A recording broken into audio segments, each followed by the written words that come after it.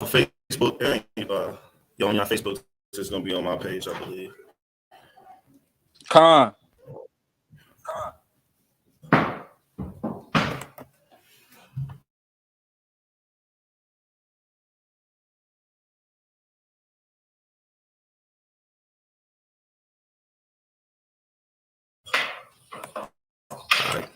Shalom, shalom, shalom. Once again, we are back. All right, about to cover the topic, do we have free will? We got the brother Bar in the building. Shalom, shalom, shalom. We got, of course, the brother Key in the building, right? So let's give all honor and glory to our Heavenly Father, all right? Yahweh, Ba'ashem, Yahweh Shai. Double honors to our elders that's been pushing this truth, on the four corners of the earth, and have been sincere for decades and decades. Shalom to all the brothers that labor in this truth, and the sisters, that's sincere, man. Right? So we're gonna get right into this thing. Without further ado, all right. I guess I'm gonna start it off if brothers don't mind, right? So, do we have free will, man? Right. So, first I'm gonna go into. I don't know if it's just me. It sounds like your joint lagging a little bit though. It's lacking. Yeah, it's like skipping. Yo, Gabar, his joint sound like it's skipping to you out.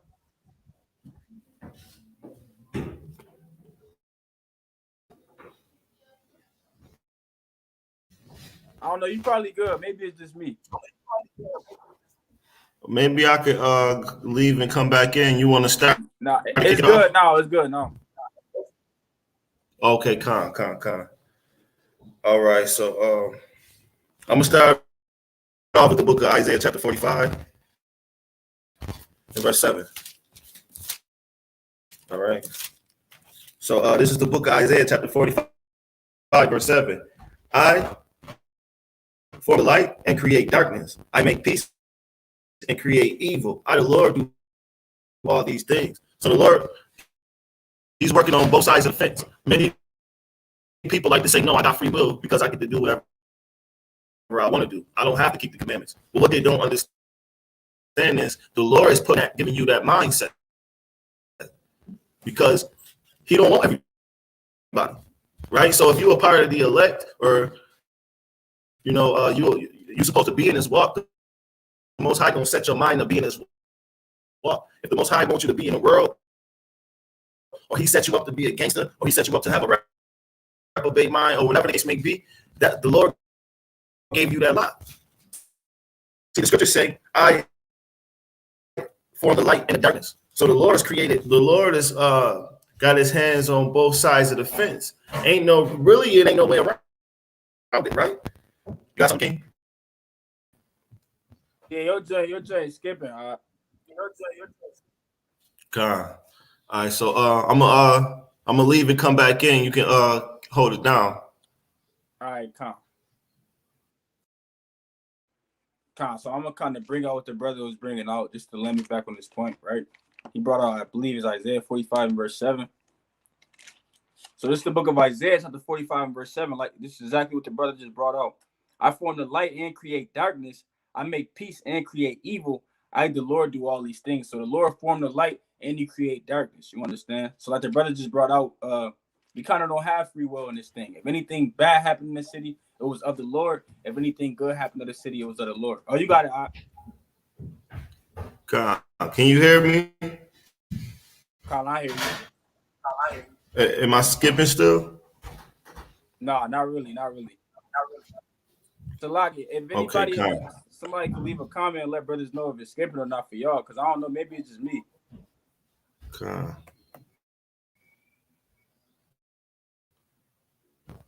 Also, I want brothers to know that I do have my crown open. I know it seemed like that, I have to do that, but I do got my crown open, so I don't want brothers to think, I'm prophesying with my head covered, Just throwing that out there. So let's go into the book of Proverbs, chapter 20, and verse 24. Right, and it reads. It's the book of Proverbs, chapter 20, verse 24. Thank you. So,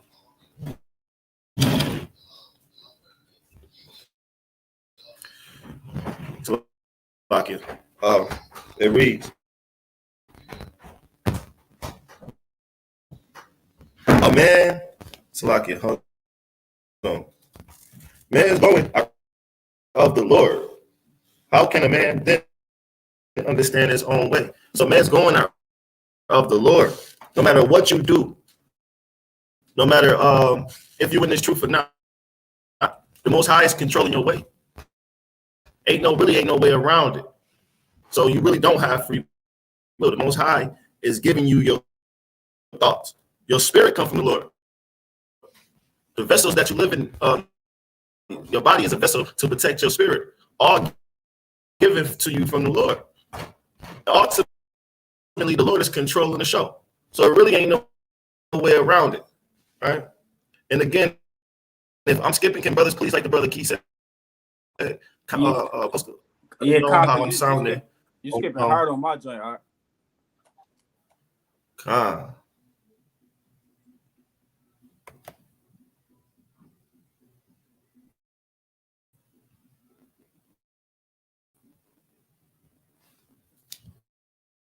You see, might have to just go like this. What's the word? What you say? Was my voice? Can you hear me good? Yeah, I hear you good now. I'm gonna turn this up. Yeah, man. Say trying to take away the word, like you said, man.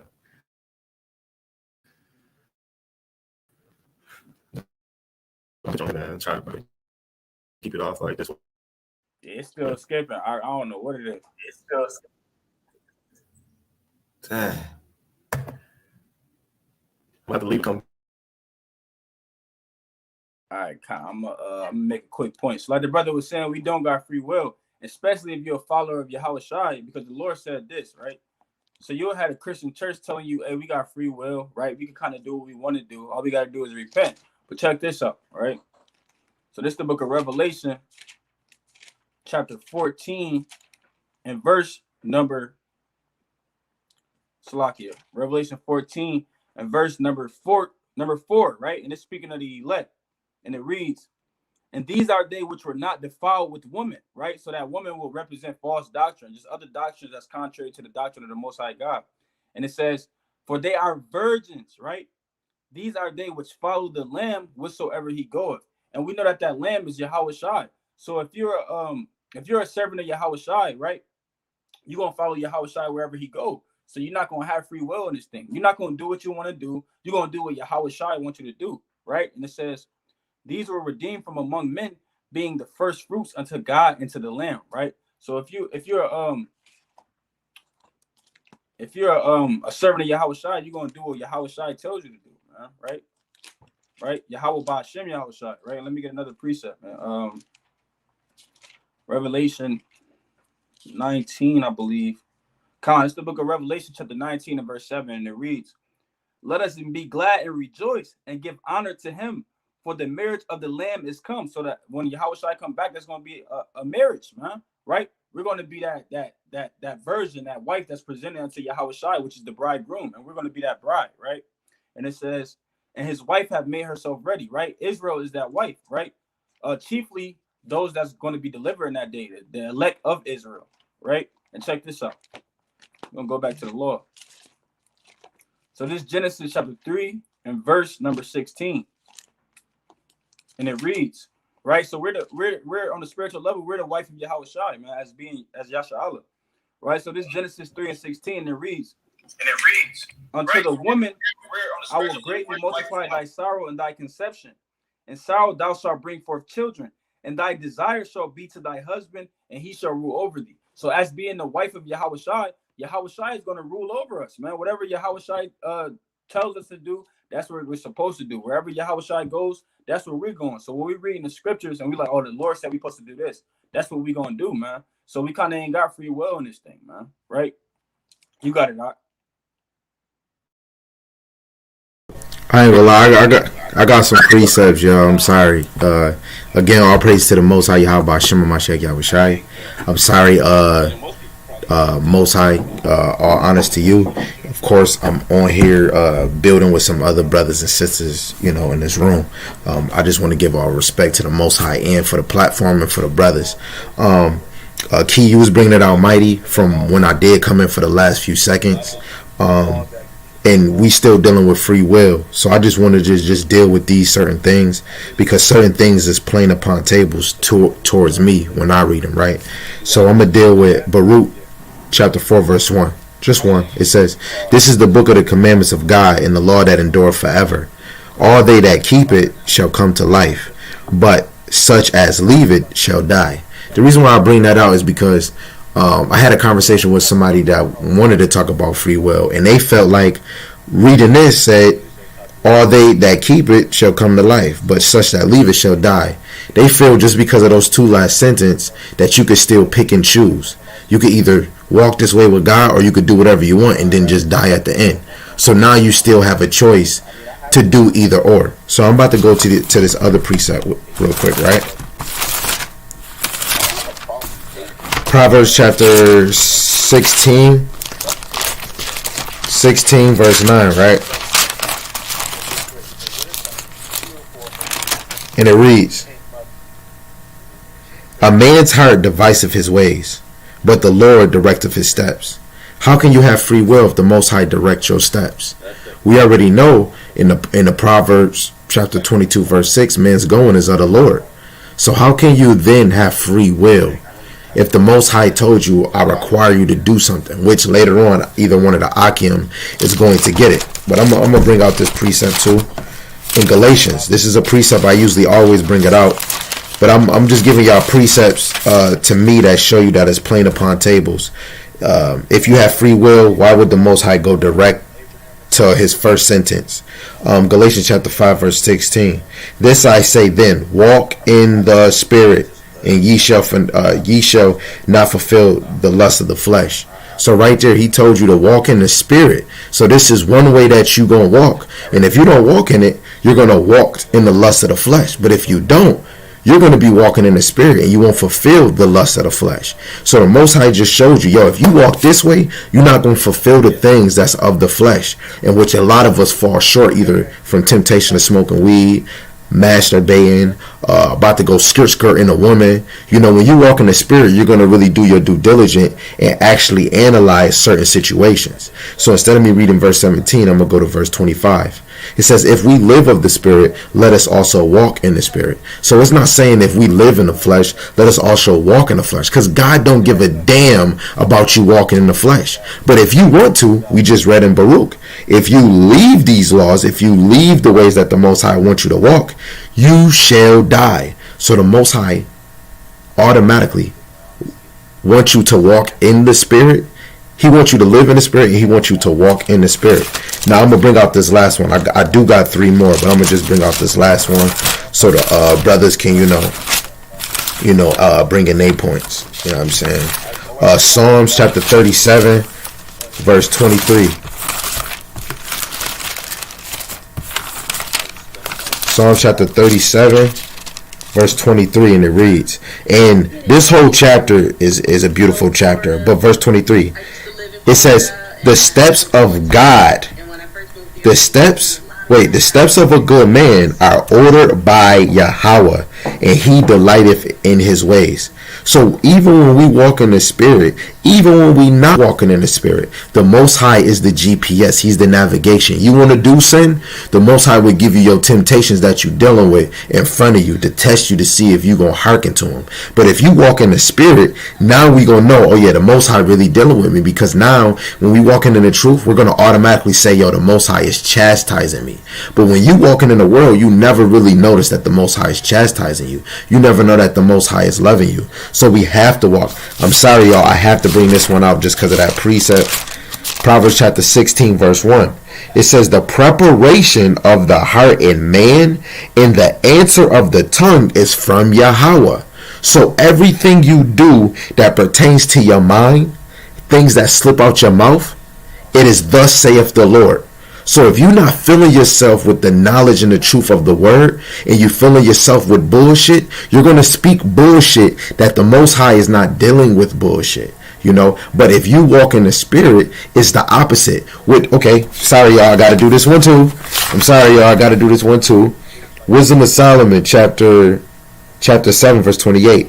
For God loveth none but him that dwelleth with wisdom.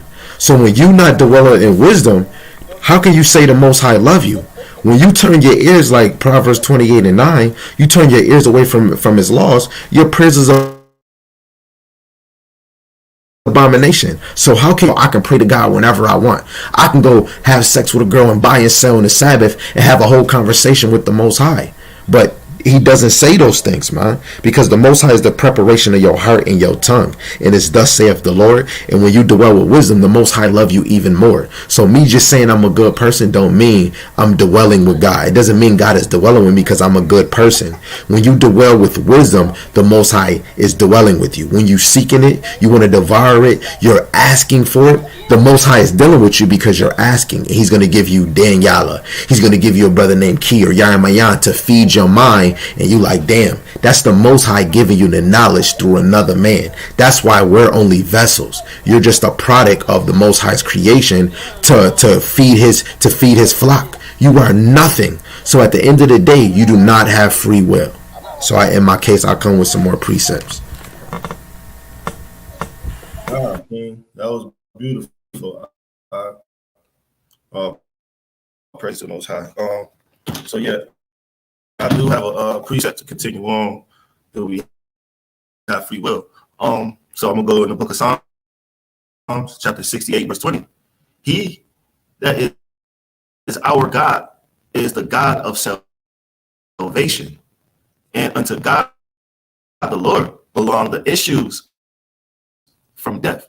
So the Lord controlling it. The Lord is going to call you. The Lord is going to pull your number when it's time for you to go. You can't escape death. No man can. Again, I'm already knowing. It's crazy. Pull that off for me, if you could. Psalm 68 and 20. Con.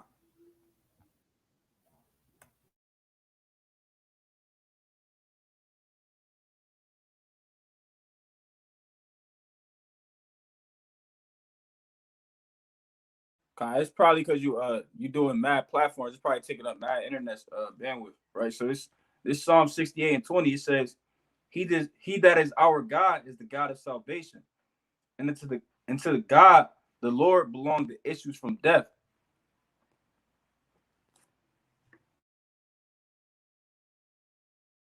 That's what you wanted, right? Con. So the Lord is controlling that, man. The Lord call you when the Lord pull your car and it's ready. It's time for you to go. It's time for you to go. So if you have free will, won't you be able to say, "Well, I ain't ready to go yet. I'm gonna be able to live. I want to live a few more years. I still got business that I need to take care of." Right? But you can't do that. Salaki King, Salaki, your delivery is not clean. Yeah, it's still skipping a little bit. You definitely fighting with the Oracle on the Matrix.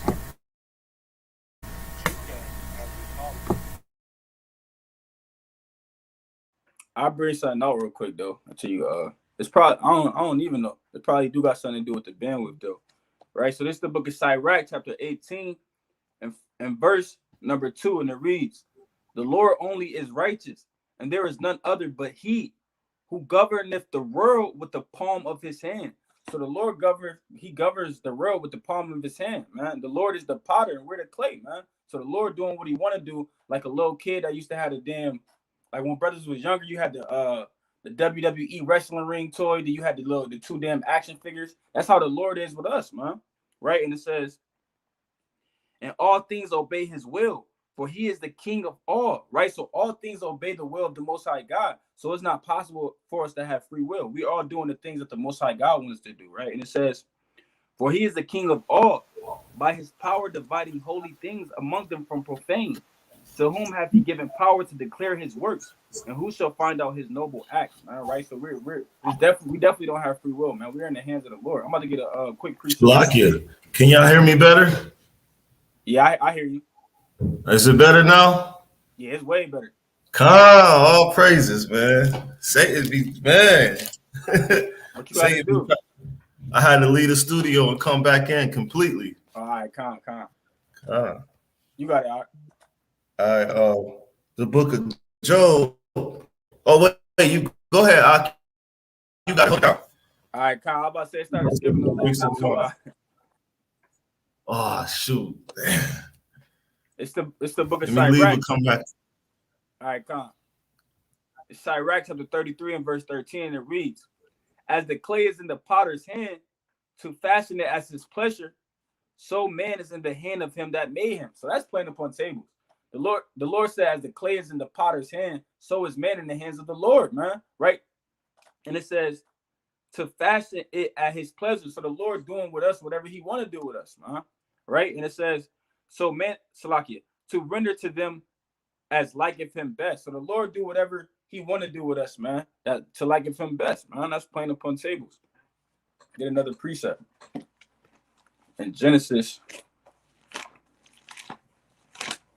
chapter 45,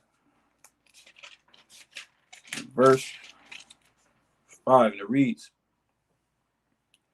now therefore be not grieved, nor, this is what I want. Salaki, I'm going to get something else real quick. In John 19, bear with me. It's the book of St. John, chapter 19, and verse 11, right? Now I'm going to start from 10. St. John 19 and verse 10, and it reads, then saith Pilate unto him, speakest thou not unto me? So the Pilate kind of asking Yahweh Shai, like, hey, you're not going to speak back to me while I'm asking you questions, right? And it says, knowest thou not that I have power to crucify thee and have power to release thee? So Pontius Pilate kind of got a little prideful. He said, man, he told Yahweh Shai, I got power to kill you or power to let you go, right? He kind of felt like he had the power in this thing, right? But this is what Yahweh Shai said. It's verse 11, and it reads, Yahweh Shai answered, thou couldst have no power at all against me, except it were given thee from above, right? From the Most High. Therefore hath he delivered me unto thee that hath greater sin, right? So Yahweh Shai said, the Most High God, my Father, delivered me into your hands. You ain't got no power over me. It's all from the power of the Lord. So the Lord, is no free will in this thing. Yahweh Shai couldn't say, Father, I'm not trying to die on the cross. No, that was the will of the Lord. So we got to fulfill the will of the Lord, huh? Right? You got it, all right? God. I'm sorry, King. That's right, just skipped off rip. All right. Yo, I'm telling you, it's like you should go right back to the cell phone, man.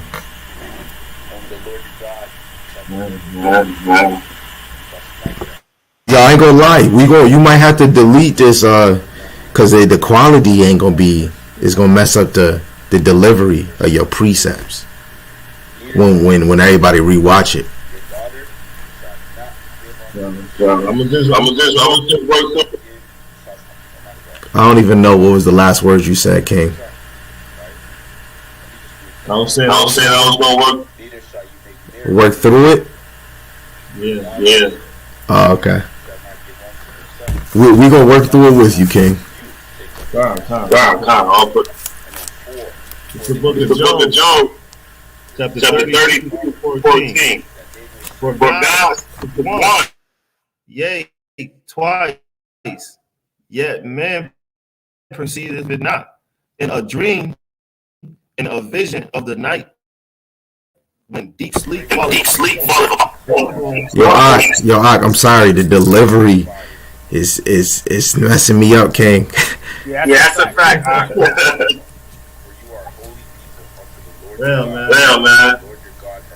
So you telling me you can't leave this one and just go on the joint off of your phone? Or is it because it's connected to the laptop, you can only go on the laptop? I'm about to see real quick. Yeah, try that, King.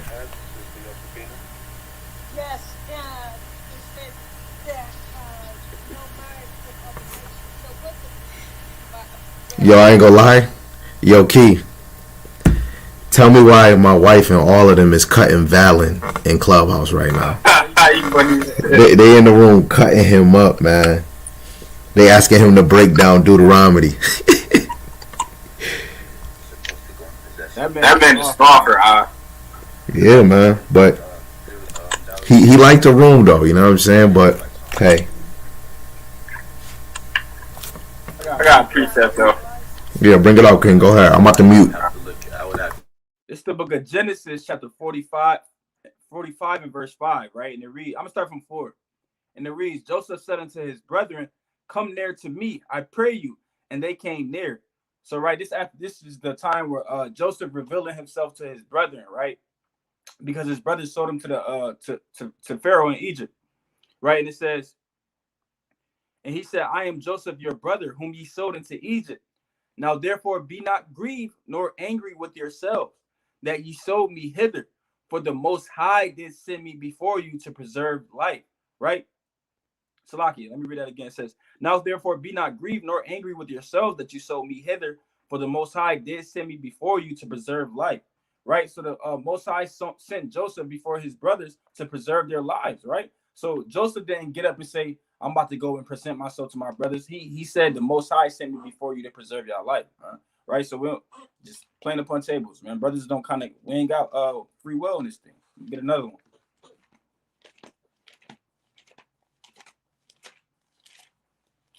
It's the book of John, St. John chapter 13 and verse number 18, and it reads, this red letter, Yahweh Shai. Let me see. This is what I want. Said I speak now. You are. Salaki, this is not what I want. Proverbs 19. Get another one. Salaki, if a brother already brought this out, but this is the book of Proverbs, chapter 19 and verse 21, and it reads, there are many devices in a man's heart. Nevertheless, the counsel of the Lord, that shall stand. So a man could want to do whatever he want to do. But at the end of the day, the counsel of the Lord is what's going to stand, man. Right? So a man I might want to wake up and read 7 chapters. But if the Lord want me to read 4 chapters, I'm going to end up reading 4 chapters. And after that, I'm going to do whatever the Lord got planned for me to do for that day. All right? So that's just playing upon table. You got it, Dan.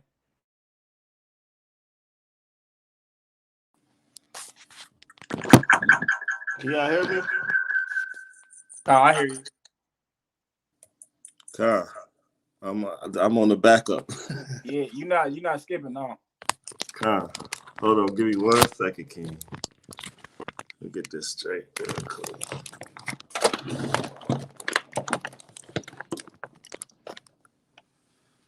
All right.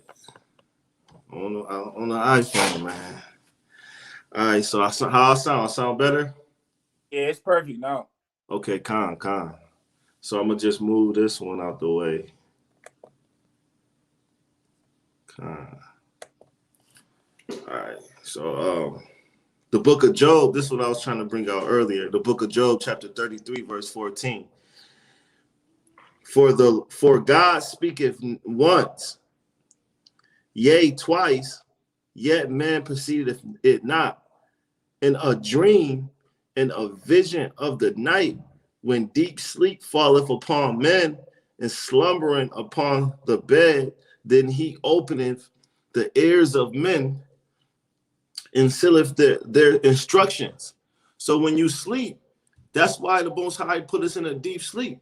Because when you sleep, you already programmed, the Lord is putting that instruction in you for you to follow the next day. You may not realize that or not, but the Lord, while you sleep, the Most High is programming you to your mind to do exactly what it's supposed to do the next day. That's why the scriptures just said, verse 15, in a dream, in a vision of the night, when deep sleep falleth upon men and slumbering upon the bed, then he openeth the ears of men and sealeth their instructions, right?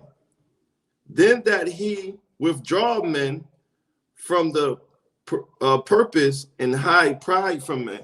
So whether you wake up and the Most High got you in his truth and you going out there and you stepping for Yahweh Shem Yahushai, the Most High put that on your spirit to do that. He still did that when you were asleep. Even when you going out and you call yourself going to grab your pistol and going to shooting up the block, the Most High put that spirit on you to do that, man.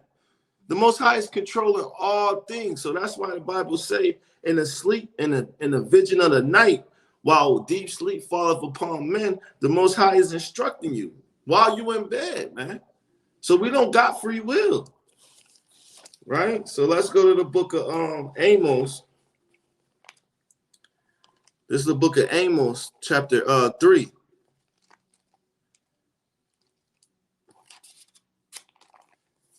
Verse 6. And it reads, the children also of Judah and the children of Jerusalem.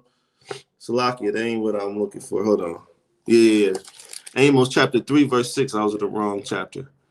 Shall a trumpet be blown in a city and the people be not afraid? Shall there be evil in a city and the Lord have not done it? So the Lord is doing that, putting a spirit on brothers to go off. Brothers is get whatever you do throughout your day, the Most High is putting that spirit on you to do it. The Most High is balanced, man. That's why you got a certain amount of people that's in the truth. That's why you got a certain amount of people that's into religion. You got a certain amount of people that follow the street code. Everything is operated through numbers with Yahweh Shem Yahushai, man. Right? And if a brother got something else to bring out, go ahead. I got a precept. It's the book of Psalms to the 78 and verse 70, right? And it reads, he chose David, also his servant, and took him from the sheepfolds. So the Lord took David from being a shepherd, man, to do his work. David didn't say, I'm about to just stop being a shepherd and do what I want to do. The Lord kind of grabbed him up, right? Verse 71, it reads, from following the ewes, great with young, he brought him to feed Jacob his people. So the Lord brought David to feed Jacob his people, man. Right? And it says, in Israel his inheritance. So he fed them according to the integrity of his heart and guided them by the skillfulness of his hands. So David didn't say, I'm about to stop being a shepherd and go do the work of the Lord. Now, the Lord put that on his spirit to do these things, right? And I got another one, right? So this is the book of Exodus, chapter 4 and verse 21, and it reads, and the Lord said unto Moses, when thou goest to return into Egypt, see that thou do all those wonders before Pharaoh, which I have put in thine hand, right? So Moses had to do the wonders, like split the Red Sea, make the frogs come out and plague Egypt, because the Lord told him to do these things, right? So he ain't have free will. And it says, but I will harden his heart that he shall not let the people go. So even Pharaoh, right? The heathen don't have free will. The Lord said, I'm going to harden his heart so that he won't let him go, right? And it says, that's all I wanted on that. So yeah, so Moses in that situation didn't have free will. He had to do the miracles that the Lord was going to have him do. And the Pharaoh didn't have free will. The Lord put it on his spirit to harden his heart so that he wouldn't let Israel go, man. You got it, Doc. I got a precept. This is Matthew chapter 10, verse 29.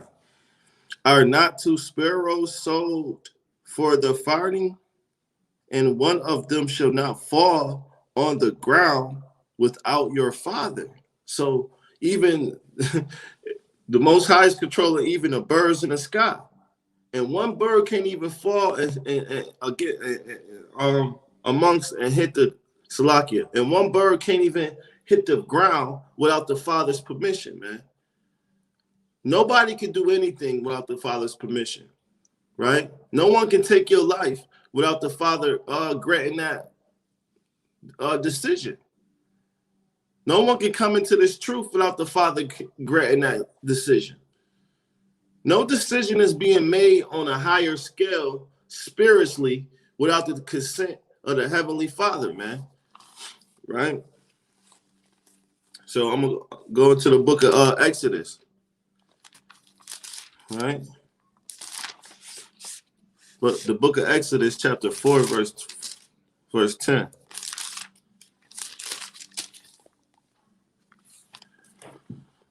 And I don't know if you went into this. Did you go into this one? So Exodus 4 and 10. Oh, lie. Okay, calm.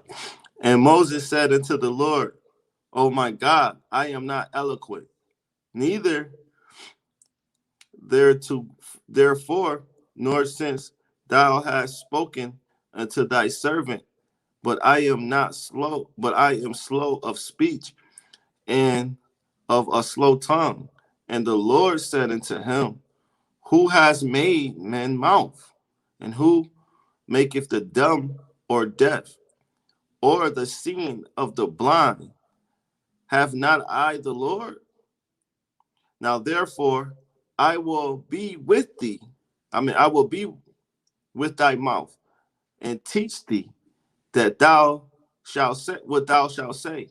And he said, "O my Lord, send, I pray thee, by thy hand of him whom thou wilt send."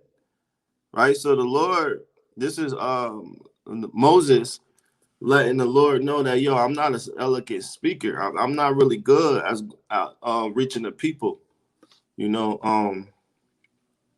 it's kind of grievous for me to go out there and try to teach the people. The Lord was letting Moses know that I will put my words in your mouth, man. Hey, you may not be able to speak as well as you believe you could, but I'm gonna be with you. So when you go out there, I'm gonna control that. I'm in control, right? So the point of me bringing that out was the Lord's controlling all things. He take the simple man and make them wise, right? It's all through the will of the Father, Yahweh Hashem Yahushai. I'm gonna bring out a precept to back up what I'm saying. This is Jeremiah chapter 10, right?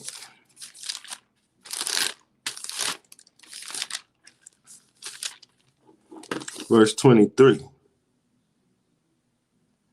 "O Lord, I know that the way of man is not in himself.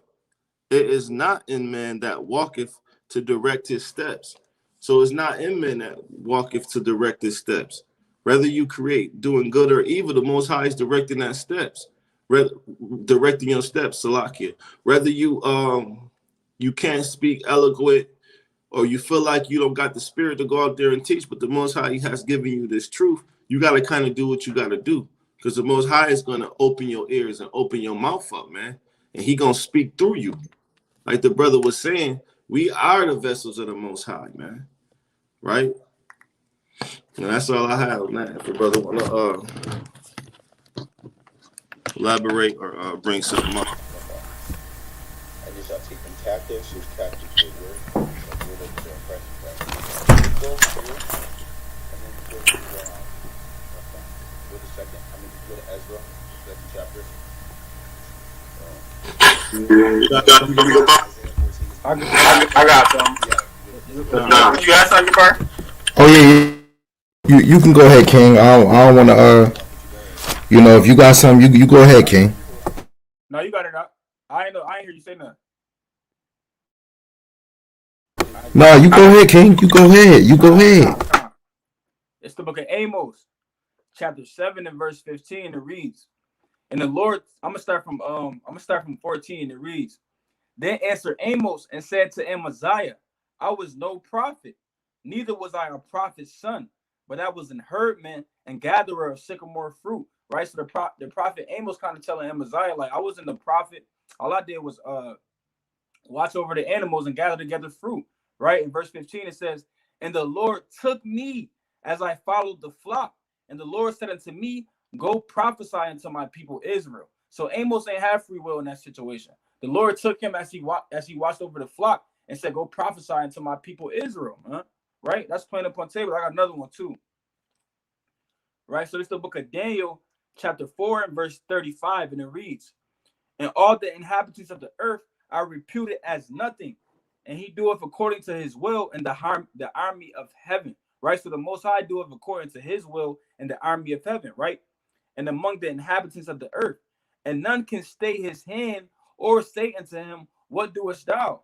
So nobody can the Lord want to grab a brother up and use him to feed the flock of Israel. Brothers can't argue with the Lord and be like, hey, what you doing, Lord? Like, I'm trying to stay in the world and make my money. No, the Lord gonna grab you up and make you feed the flock, make you be a shepherd over Israel, man. You can't argue back with the Lord, man. Right? And I got another one through the Spirit. It's the book of Romans, chapter 9 and verse number 17. I'm gonna start from 17, right? And it reads, "For the scripture saith unto Pharaoh, even from the same purpose have I raised thee up, that I might show my power in thee, that my name might be declared throughout all the earth." So that's the only reason why, just like I said earlier, we're just the clay in the potter's hand, right? And the Lord would be that potter, man. We're just the clay, right? So he only raised Pharaoh up for one specific reason, right? And it says, verse 18, "Therefore have ye had mercy." I'm gonna jump to verse 20, and it reads, "Nay, but O man, who art thou that repliest against the Most High God? So the thing formed say to him that formed it, why hast thou made me thus?" Right? So the Lord made all his different creations for specific reasons, man. You can't buck up against the Lord and be like, "Why you make me like this? Why is this my lot? Why is that their lot?" You understand? Right? And it says, "Have not the potter power over the clay of the same lump to make one vessel unto honor and another unto dishonor?" So the Edomites can't just be like, "Hey, why do you make me unto dishonor, man?" Right? No, I want to fulfill the same law as the Israelites, man. They don't have the power to do that because they don't have free will, man. Right? It's all in the hands of the Most High God, man. And I yield with that. Okay, I got some few because I see you bringing out some history, King. So I'm gonna bring out a few points. Yeah, I'm gonna bring out a few points on history because we dealing with a beautiful topic on free will, and I always bring this out at camp. I bring it out on Clubhouse and sit downs. It's more fathom to show you the Most High command you to do something. He mean it. When you don't, the Most High chastise you or you do a punishment. So this is a good account. And as soon as I bring it out, brothers are going to know. Joshua chapter 6, verse 18. And this is dealing with Jericho must be destroyed, except Rahab. So this is after we met Rahab, right? Verse 18. It says, "And ye in any wise." No, I'm going to go to verse 17 to get the context. It says, "And the city shall be accursed, even it and all that are therein. To the Lord only Rahab the harlot shall live, and she and all that are with her in the house, because she hid the messengers that we sent." And it says, "And ye in any wise shall keep yourself from a cursed thing, that ye make yourself accursed. When ye take the cursed thing and make the camp of Israel a curse and trouble it." So the Most High said, don't touch anything, or if you do, it's going to be it's a cursed thing to touch these things, and it's going to be a curse on you. And then the Most High said it was the camp of Israel was going to be cursed, and it was going to be trouble upon Israel if you touch a cursed thing. So when you jump down to chapter 7, it says, "But the children of Israel committed a trespass in the cursed thing. For Achan, the son of Carmi, and the son of Zabdi, and the son of Zerah, of the tribe of Judah, took a cursed thing, and the anger of Yahweh was kindled against the children of Israel," because of one man's situation of saying, "Oh, we got free will. Oh, I'm about to do this." But God told you to do something. That's the difference. When God tell you to do something, you're supposed to do it. And this is where a lot of Christians and people that don't believe in you can do what you want, but they never talk about when the Most High tell you to do something, that don't mean you have free will. If he tell you don't touch a cursed thing, that's like your daughter across the street, or you got a fire. Say your heat don't work. work, but you turn on your stove to put heat in the house, and you tell your kids, do not touch that fire, and they get sneaky and they go touch that. Guess what? You told them, if you touch it, I'm popping your ass upside the head, man. And when you tell somebody, you're demanding, you're giving them a requirement, right? So I'm going to drop down to verse 20 in chapter 7. It says, and Achan answered Joshua and said, indeed, I have sinned against the Lord God of Israel, and thus have I done. So he said, I did this, and instead of me reading verse 21, he took a Babylonian garment and silver, shackles of silver and gold. So the Most High made him a memorial. This is how you know the Most High is not playing. So I'm not going to read the whole account. Just know the Most High demand you to do something, and if not, he will put you to death. So the reason why I'm going to putting you to death is two ways. You can just be folly, carnal, or you can be walking in righteousness, right? So Proverbs chapter 12 verse 15 first. The way of a fool is right in his own eyes. So Achan, he was a fool because he was right in his own eye. But he that hearken unto the counsel of the wise, the Most High is wise. So we gotta hearken to his counsel. You know what I'm saying? And verse 28, and the way of righteousness is life. So the Most High right here in Proverbs is telling you, this is that wisdom to tell you, the way of righteousness is life, and in the path thereof there is no death. So if you're not following the way that is righteous, you won't. If you're not following that way, you're going to be putting yourself to death. This is another reason why.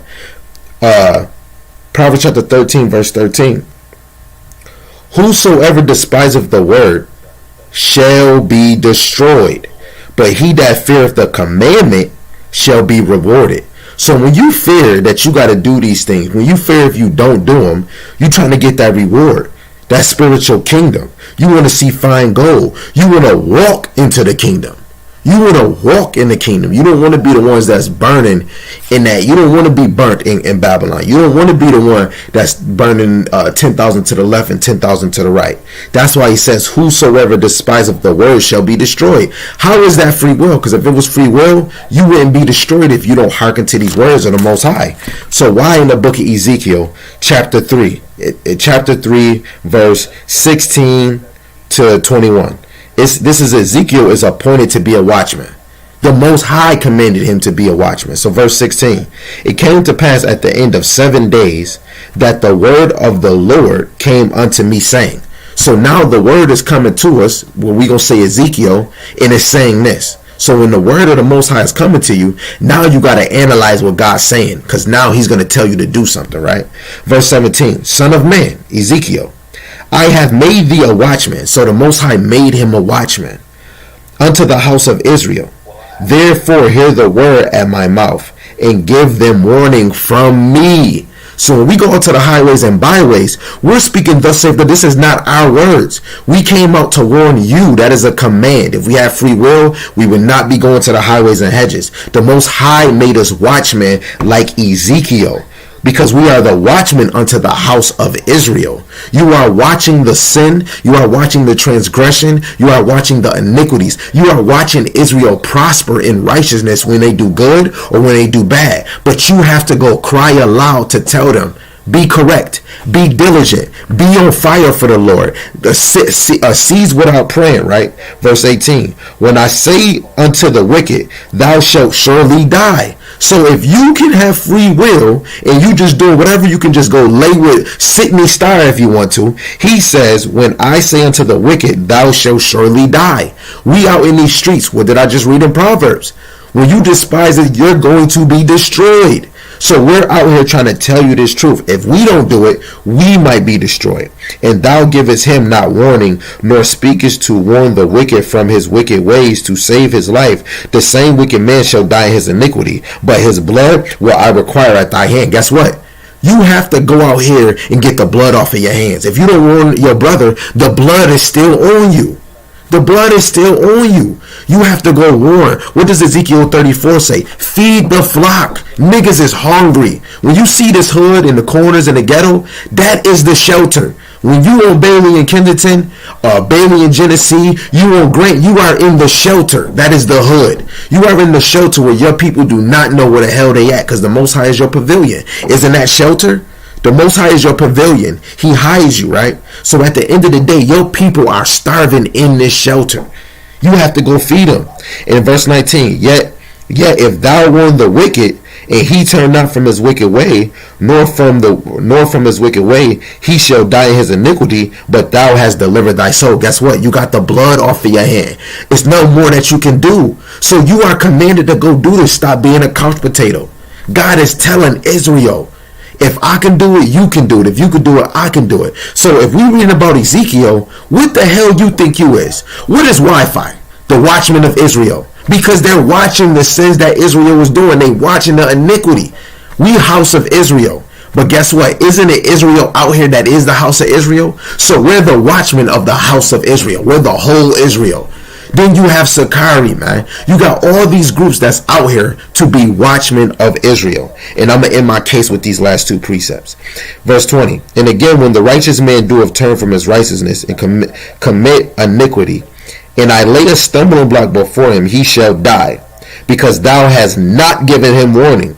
He shall die in his sin, and his righteousness which he hath done shall not be remembered, but his blood I will require at thy hand. This is why you have to go get this blood off your hands. If you when we were wasting our time selling weeds, taking pills, leaning, we were wasting our time. What did Job's wife say?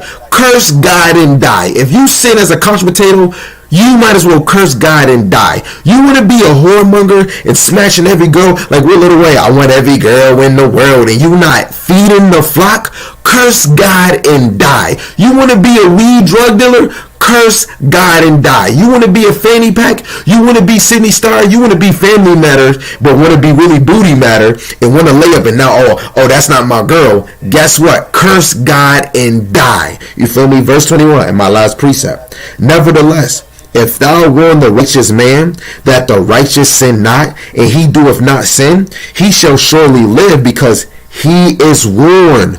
Also thou hast delivered thyself. God gave you an example. If you don't do it, the blood is on you. God is going to require it off of you. But if you tell him, you get the blood off of your hands. And that's why you want to warn the brother. The more you warn them, they're going to walk away from their sin and they're going to be delivered, man. This is a form of showing you Ezekiel didn't have free will. If the Most High made you a royal priesthood, you do not have free will. If he said he made you a royal priesthood, if he said he made you a holy nation, what do holy people do? They are set apart. What makes them set apart? The law, statutes, and commandments. Yahweh Shai dying for them. That means you do not have free will, because if you had free will, Yahweh Shai would have never died for you. If you had free will, you would not despise another man. If you had free will, a man would not lay his life down for his friends. If you had free will, you would not have to lay yourself down like a living sacrifice, which is showing you that the Most High is telling you as a requirement, you have to do that. He's telling you to put your whole armor of salvation on because it is a requirement. This is not free will to say, I don't want to put my helmet of salvation on. He's telling you to do it because how you going to fight against the wells of the devil? He's leading you into a snare, which is a trap. That is not free will. That is, I'm going to just do what I want. Ezekiel could not do that because guess what? That blood was going to be on his hand and he would die for not warning the flock. What did Ezekiel do? He got his butt up and went to go feed the flock. I end my case.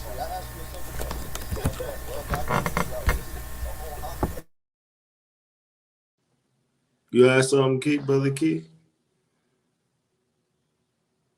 I'll jump in there. I got a quick precept. It's the book of St. John, chapter 15 and verse 16. It reads, ye have not chosen me, but I have chosen you and ordained you. Right? So Yahweh Shai said, you ain't choose me. You ain't wake up one day and say, I want to follow the Lord. I want to follow the King of Kings. Yahweh Shai said this was ordained from old. Right? So you ain't got free will in this thing. And it says that you should go and bring forth fruit, and that your fruit should remain, that whatsoever you should ask of the Father in my name, he may give it to you. Right? So the point I wanted from that is that we ain't choose the Lord. The Lord said this was ordained from old. And I had another one too. This is the book of St. John, chapter 13 and verse 18, and it reads, I speak not of you all, and I know whom I have chosen, but that the scripture may be fulfilled, right? He that eateth bread with me have lifted up his heel against me. And even that was ordained from old. David already prophesied that Salakia, that Judas would betray Yahushua, right? Judas couldn't just be like, man, I'm not gonna betray the Lord, man. I'm not gonna do this thing. No, he had to, because that was the will of the Lord. He's just a clay in the potter's in the hand of the Lord, in the hand of the potter, man. Right? And I'm gonna get a classic. Get the classic. Right? And this Deuteronomy chapter 28 and verse number 15. And it reads, I'm gonna get any curse, right? I'm gonna get 16, right? Cursed shalt thou be in the city, and cursed shalt thou be in the field. So the Lord ordained that from old. That was prophesied from Moses thousands of years ago. That if we didn't follow the commandments of the Lord, that we were going to be cursed in the city and cursed in the field. And until this day, we're cursed in the city and we're cursed in the field. We couldn't be like, Lord, I don't want to be cursed. Lord, I don't want to get sent to America on slave ships. No, because we don't have free will, man. We're in the hands of the Lord, man. Right? You got it, Art. King, that's beautiful. I'm gonna go into the book of Cyrox, chapter 39 and verse 28. I don't know if somebody brought this out earlier. I'm not sure, but bring it out one more time. Cyrox, chapter 39, verse 28. There be spirits that are created for vengeance, which in their fury lay on sore strokes.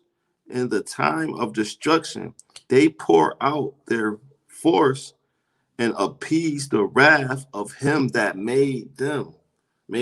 So the Lord sent out certain spirits for the day of vengeance, or for a vengeance period. Every day we see on the news that somebody bugged out and went and shot somebody or did something crazy. The Most High sent those spirits out there. Because people get judged. People got to get judged. So the Lord got to put spirits out there for brothers to get dealt with, man.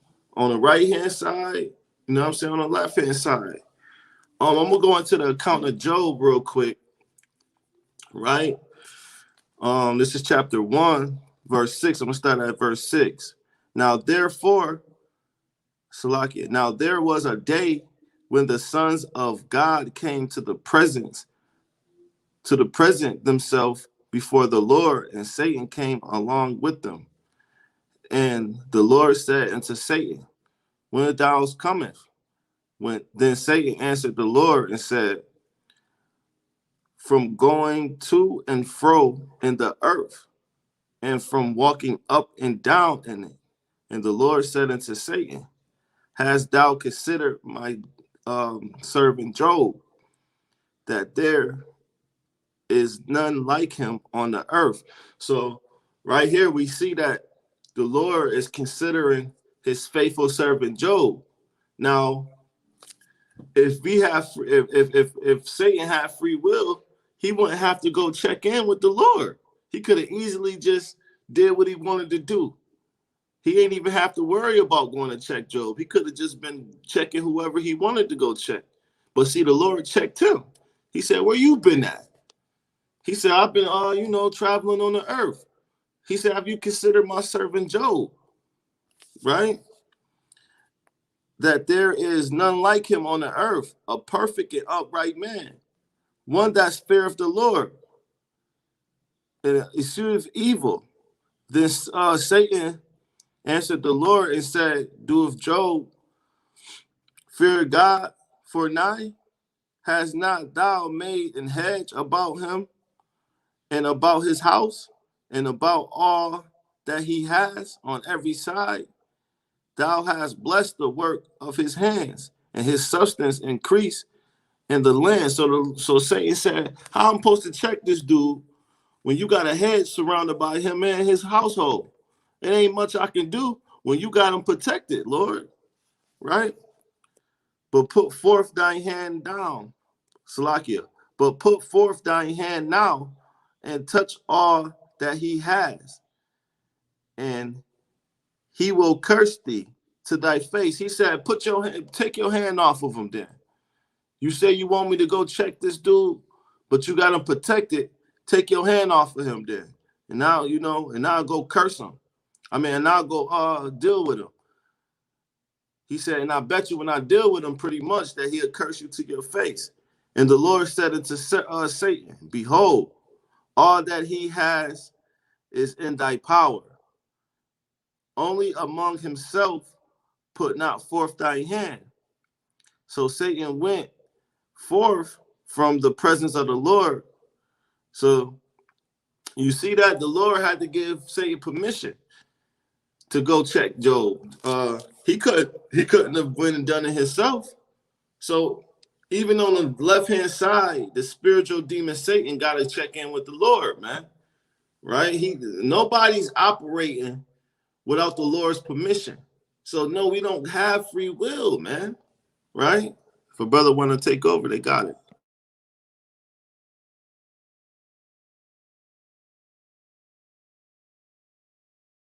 I'll jump in there. Just to touch on what you said about even on the left-hand side, right? The spirits on the left-hand side, the Lord controlling them too, right? This 1 Kings 22 and verse 19, and it reads, and he said, hear therefore the word of the Lord. I saw the Lord sitting on his throne, and all the hosts of heaven standing on him, Salakia, by him on his right hand and on his left. And the Lord said, who shall persuade Ahab that he may go up and fall at Ramoth Gilead? And one said on this manner, and another said on that manner. And there came forth a spirit and stood before the Lord and said, I will persuade him, right? And the Lord said unto him, wherewith? And he said, I will go forth, and I will be as a lying spirit in the mouth of all his prophets. And he said, thou shalt persuade him. So the Lord gave that angel, right, that angel on the left-hand side, a specific commandment. He didn't just say, hey, I'm going to go be a lying spirit in his mouth, and I'm just about to go do what I want to do, right? No, the Lord said, thou shalt persuade him. The Lord gave him a commandment to do it, right? And prevail also and go forth and do so, right? So even the spirits on the left-hand side gotta submit to the Lord, right? And I got another precept in Proverbs. It's the book of Proverbs, chapter 21 and verse 1, and it reads, the king's heart is in the hand of the Lord, right? So the king's heart is in the hand of the Lord, man. Right? So the king can't even do what he want to do, right? That's why the Lord in these last days, he's stirring up the spirits of these kings in these different nations to war against one another, man. That's why you're hearing so many rumors of wars. It's the Lord that's putting the spirits on these kings to make them want to go to war with one another, right? And it says, so I'm reading again from the top. The king's heart is in the hand of the Lord as the rivers of water. He turneth it whatsoever he will, right? And it says, every way of man is right in his own eyes, but the Lord pondereth the heart. So every way of man is right in their own eyes, but the Lord pondereth your heart and make you do whatever he wants you to do, man. Right? And I'm gonna get one more. Okay, so, Revelation chapter 16 and verse number 13, and it reads, and I saw three unclean spirits like frogs come out of the mouth of the dragon, and out of the mouth of the beast, and out of the mouth of the false prophet. For they are the spirits of devils, working miracles, which go forth unto the kings of the earth and of the whole world to gather them to the battle of that great day of the Almighty. So the Lord putting these spirits on these kings to gather them to battle in the day of Armageddon, man. Right? So the Lord has all the heathen, the Israelites, the angels have everything in the palm of his hand, man. And they just do anything according to his will. We don't have free will in this thing, man. Right? And I'm gonna get one more through the spirit.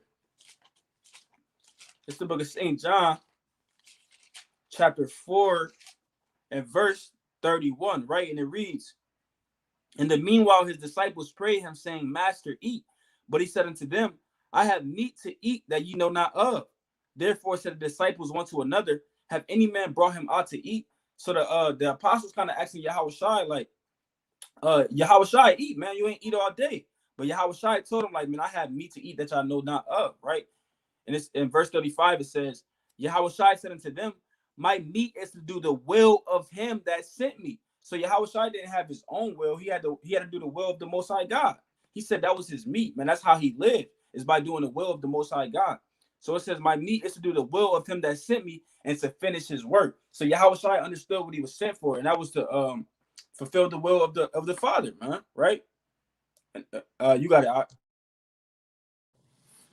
Calm, King. This is the book of Ezekiel, chapter 25, verse 14. And I will lay my vengeance upon Edom in my hand, by my hand, of my people Israel, and they shall do to Edom according to my anger and according to my fury, and they shall know my vengeance, thus saith the Lord. So we waiting for the day of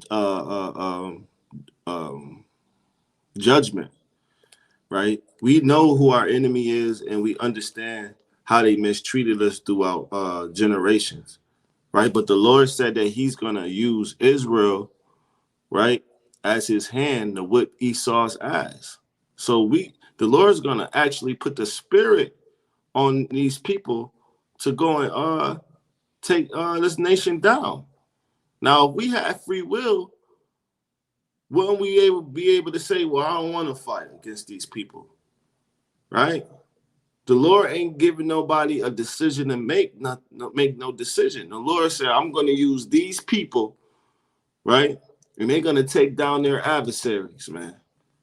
And they're going to deal with these people according to my anger and my fury. So the Lord's going to put the spirit on certain men in these last days, man. Right? As it is written. Just like in Deuteronomy chapter 28, verse 68. One of the most favorite verses in the Bible. Right? We see that happened. That's prophecy. If we have free will, wouldn't it make prophecy not relevant? If we could just kind of do what we want to do. All these things that came to pass in the Bible was prophecy from the Lord. The Lord commanded these things to happen. The Lord ordained it from the beginning. The Lord got his hands on this whole movie from the start to the finish. He is the director. He is the progenitor. He's controlling the good guy in the movie. He's controlling the bad guy in the movie. When the Lord's ready to close the curtains and it's all said and done, then that's just what it is. That's why the Bible says the Lord's going to come like a thief in the night. Right? Nobody know when the Lord's going to close the curtains. Now, why would he have to come back like a thief in the night if we have free will? Won't be able to just justify with the Lord and say, well, we ain't ready for this to happen yet, Lord. Can we get 5 or 10 more years? Nah, we want 5 or 10 more years, Lord. Nah, the Lord not giving us the decision to make that move, man. The Lord said, I'm going to do what I want to do, and this is how it's going to go, and this is how it's going to play out. That's not free will, man. Everybody got a role to play, man. Just like if you was to go into Hollywood, right, and you was an actor in the movie, can you just go in that movie and say what you want to say or do what you want to do? No, you got to read the script. You got to follow the script. That's what everybody is programmed to do, follow the script. These so-called Edomites, by default, they got to be the devil. They can't be Jake. By default, Jake got to be the oppressed. You can't just, if you have free will, why can't you just go live like Esau then and be at the top of the mountain, man? You can't do that because it ain't your kingdom to rule. That's why our people at the bottom right now, because the Lord ordained it to be like that. That's not free will, man. Right? Our people got to realize they think just because they can wake up, play the game, or decide to go to work when they want to go to work, that they got free will, man. If I want to call off, or if I want to smoke me a big fat blunt, or whatever the case may be in the world that these niggas do, they think that they got a decision, but you really don't. You don't even know that the Lord is controlling you. The Lord is making you smoke that blunt. The Lord is telling you when you want to call off. The Lord is letting you know when you're neglecting, telling you to neglect your kids or to even beat your wife. This is serious. Everything that's going on, and that's everything that you see that's out of order and that's unpleasant with the Lord, he's controlling that too. Like I said earlier, this whole thing is about balance, man. Right? So with that, I'm going to yield.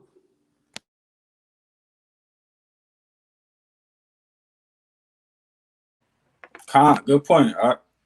You ain't had nothing, Bar? All right, I'll pull this. This is the book of Isaiah, chapter 66 and verse 4. And it reads, I will also choose their delusions.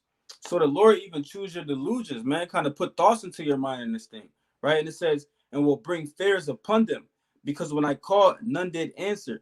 When I spake, they did not hear, but they did evil before my eyes, and chose that in which I delighted not. Right. So the point I wanted from that is even the Lord even choose your delusions, man. The Lord put thoughts in your mind in this thing, right? And I had a Salaki. That was another one I wanted to get. 2 Timothy 2:20. It's the book of 2 Timothy.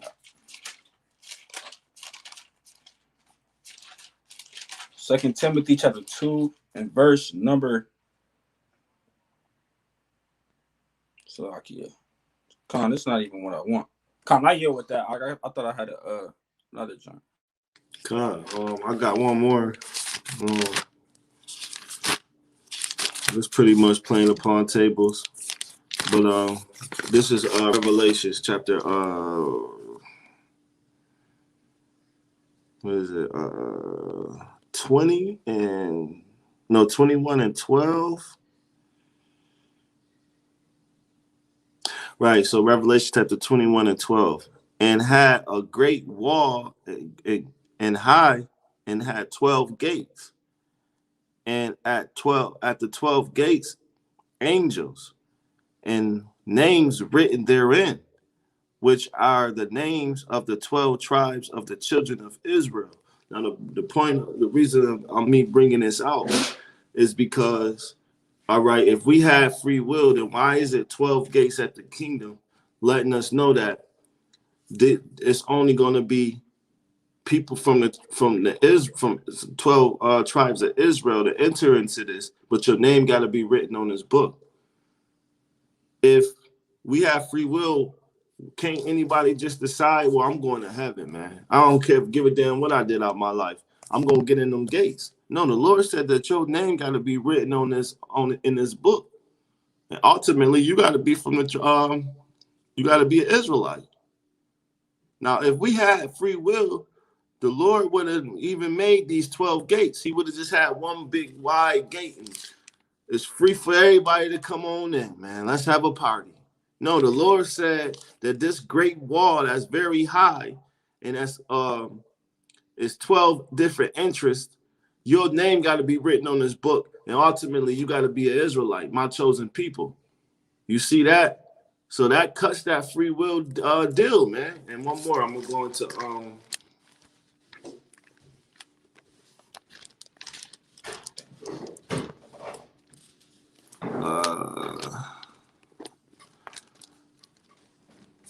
Ecclesiastes chapter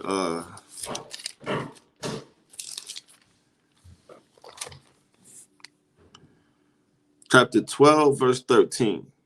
Let us hear the conclusion of the whole matter. Fear God and keep his commandments, for this is the whole duty of man. So this is really the whole duty of man, for us to keep the commandments and live, right? That's what the Lord commanded us to do, right? Now, some may say, well, I'm not going to keep the commandments. Well, the Lord put that on your spirit to feel that way. But ultimately, the Lord created men to keep his commandments. That's our whole duty, man. So he gave us a guideline. He gave you an opportunity, to do what he wanted, what you got to do, man. Right? But it really ain't up to you or me to say, well, this brother gonna be in the truth. It's up to the Heavenly Father. And your name got to be already ordained from the start. Like it said in Revelations 21, your name got to be in the book of life, man. Right? So with that, I'm going to yield. Con, it's the book of Matthew, chapter 26 and verse number 52, right? And it reads, then Yahushua said unto him, put up again thy sword into his place, right? So this after Peter kind of struck the high priest and cut off his ear, right? And it says, Yahushua said, put up again thy sword into his place, for all they that take the sword shall perish with the sword, right? Thinkest thou that I can now pray? Salaki, thinkest thou that I cannot now pray to my Father, and he shall presently give me more than 12 legions of angels. So Yahweh Shai kind of told Peter, like, hey, don't try to fight back, man. Right? Don't you understand that if I wanted to, I could call on my Father and he'd send down legions of angels, right, to defend us. Right? But check this out. This is the point I wanted. Verse 54, it reads, but how then shall the scriptures be fulfilled, that thus it must be? Right? So Yahweh Shai said, but how then shall the scriptures be fulfilled? So Yahweh Shai understood that he was here to do the will of the Most High God. He said, I could call down some angels right now and we could kind of deal with these wicked men, right? But he said, how then shall the scriptures be fulfilled? And that's what it's all about, right? And I got another one that Salakia. Khan, it's the book of Psalms, chapter 37 and verse 23, and it reads, the steps of a good man are ordered by the Lord, and he delighteth in his way, right? And that's plain. The steps of a good man is ordered by the Lord, right? So brothers that come in this thing, man, you don't do what you want to do. The Lord is directing your steps, man. It said the steps of a good man are ordered by the Lord. And it says, Salakia, I got one more on the topic, right? This is the book of Proverbs, chapter 3 and verse 6, and it reads, in all thy ways acknowledge him, and he shall direct thy path. So in all our ways, we acknowledge the Lord, and the Lord going to direct our paths, man. We don't direct our own paths in this thing, man. The Lord direct our paths, right? And you got it out. With that, man, that's all I had, man. Unless a brother we can give brothers a moment to, if they want, we could send a link in the chat. You can come in, you can ask questions, or if you want, you can add on, right, to the show. Right, we can kind of end this off with a Q&A. So we'll give brothers a few minutes to do so. I'm gonna send a link in the chat. Let me see. Now, I believe you got to be on YouTube. I'm not sure. I'm about to see. I believe you got to be from the YouTube platform to get this link, but we're gonna see. I know we live on. I don't know how to do this. I know we live on Facebook also. Let me see. I just threw the link in the Facebook comments. Con, there you go, King. If you could, can you do it on the Facebook one? I mean, YouTube also. Con. My laptop not letting me do it, man.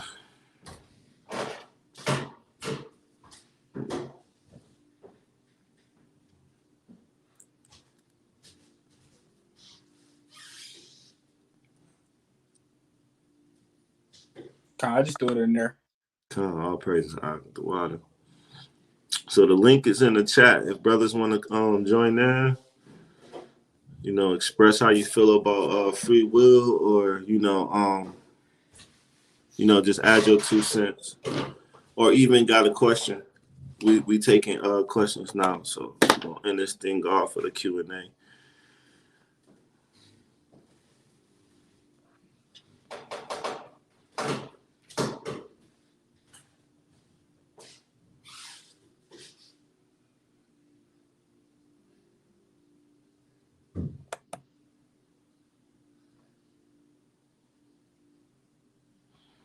I got another precept. Bring it out, King. Until somebody kind of hop in here, right? This is the book of Acts, chapter 9 and verse 4, and it reads, I'm going to start from 3. And as he journeyed, he came near Damascus, and suddenly there shined round about him a light from heaven. And he fell to the earth and heard a voice saying unto him, Saul, Saul, why persecutest thou me? Right? So Yahweh Shai, this when Yahweh Shai revealed himself into Paul, right? And it says, Salakia. He said, who art thou, Lord? And the Lord said, I am Yahweh Shai, whom thou persecutest. It is hard for thee to kick against the pricks, right? And it says, and he trembling and astonished said, Lord, what wilt thou have me to do? And the Lord said unto him, arise and go into the city, and it shall be told thee what thou must do. So Paul was kind of wicked in the world, right? Before he got the truth of Yahweh Shai, he was persecuting the saints. He was putting to death the saints, right? And Yahweh Shai revealed himself unto him and gave him a specific mission. And he ain't have free will in that situation. He kind of had to do what the Lord ordained him to do, man. Right? And the brother Keith kind of got a question on her. The brother said, Shalom Akim, I have a friend who's getting married. The lady he's marrying is not of the nation. Am I wrong for not going? You got it out. You could deal with that. He said, say that again, my bad. So He said, I have a friend who's getting married. The lady he's marrying is not of the nation. Am I wrong for not going? Well, brother, is the brother in the truth? No. That would be my question to you, brother. Is the brother in the truth? You know, we don't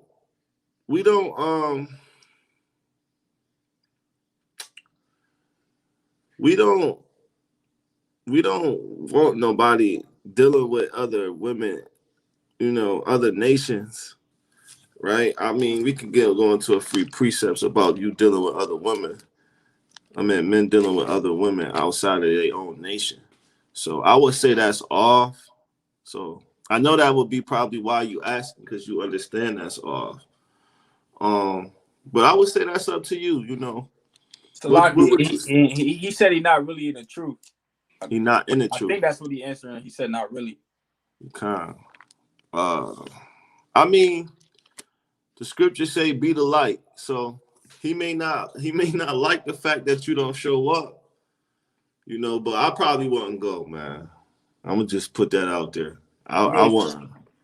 I agree. Cause I look at it like, if you know the brother in sin, that's like seeing your brother about to damn eat a ham sandwich, man, a damn pork sandwich. God. And then you kind of just sit there and don't sit and kind of damn what's the word I'm looking for? Kind of condone it, man, right? Kind of motivate him to do it. Because if you come there and be like, all right, even though I know he's about to sin by marrying a woman that's in another nation, I'm here supporting his sin. You know what I'm saying? You don't want to justify the wicked is what I'm looking for. You feel me? Come. Right. So this is the book of Proverbs, chapter 17 and verse 15. It reads, he that justifieth the wicked and he that condemneth the just, even they both are abomination to the Lord. Right. So you don't want to justify a brother or a sister when you see him in a sin. You understand? You want to reprove them. Come. You don't want to just, you know, and if you go, I mean, Salakia, if you don't go, guess what? The Lord could be using that. Because he going to come to you and say, why you ain't come to my joint, man? Right? So then that's when you open up to the brother and say, well, listen, that's what the Bible say. We ain't supposed to be dealing with heathen women, man. You kind of go into Tobit, you know what I'm saying? Go into Ezekiel. It's various scriptures that you will have the opportunity to tackle, right? When he asks you that, you let him know, you know, I love you, but I wouldn't love you. It wouldn't be me showing love if I condone into you sinning, man. Right? And now is a high time that we got to be separating from these damn heathen women, man. Right? I got a precept too. Come, bring it out, King. It's the book of Leviticus, chapter 19 and verse 17. Right? And it reads, thou shalt not hate thy brother in thine heart. Thou shalt in any wise rebuke thy neighbor and not suffer sin upon him. Right? So you want to kind of reprove your brother, rebuke him, and don't just allow him to sin. You know what I'm saying? But I got one more precept. Come, King. It's the book of Proverbs, chapter 6 and verse 23, and it reads, for the commandment is a lamp, and the law is life, and reproofs of instruction are the proofs of instruction are the way of life. So reproving a brother would be, that's the way of life, the Lord said, man. So it's a beautiful thing to reprove a brother, man. And Proverbs 27, I believe is verse 5, it tell you open rebuke is better than secret love. So you can kind of sit around and be like, damn, I know that man going on, but I ain't gonna say nothing. But no, the Lord said open rebuke is better than secret love, man. God, King. Was that the only one with the question? He the only one with the question. She said the water. All praise to the Most High. All right. If anybody else got any more questions, man, through the Spirit, Lord's willing, we can edify you. Right? You ain't even got to be on free will. It ain't got to be on free will. Lawrence, you can bring out your question, King.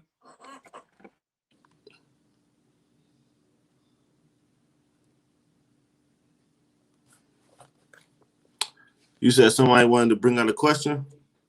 Con, a brother named Lawrence, he said, I'll have one. Con, bring it out, King.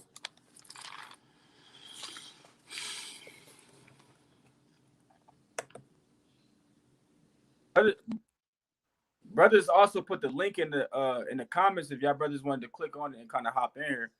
Con.